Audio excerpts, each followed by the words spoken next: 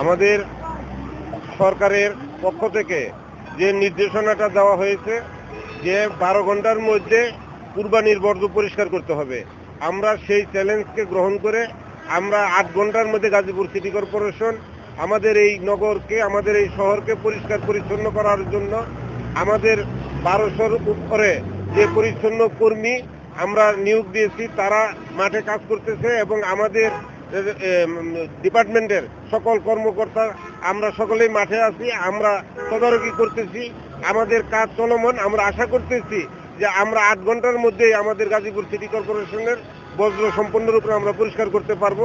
আমাদের 57টা ওয়ার্ডেই এমনিভাবে এই বর্জ্য পরিষ্কারের কাজ বিদ্যমান আছে।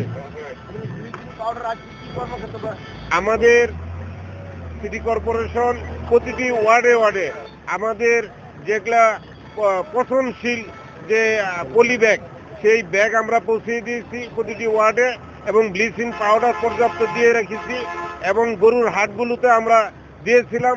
তারা যারা কুরবানির গরু কিনেছে তারা পেয়েছে এবং আমাদের সচিবদের, ওয়ার্ড সচিবদের পক্ষ থেকে যারা যারা কুরবানি দেওয়া হয়েছে বাড়ি বাড়ি পর্যায়ে তাদেরকে এগুলো পৌঁছে দেওয়া হয়েছে। আমরা আশা করতেছি যে সকল ব্যবস্থাপনাই গাজীপুর সিটি কর্পোরেশনের নিয়ন্ত্রণে আছে। আশা করি আমরা আগামী 12 ঘন্টার মধ্যেই আমরা এটা সম্পূর্ণরূপে এই শহরকে ক্লিন করতে পারবো।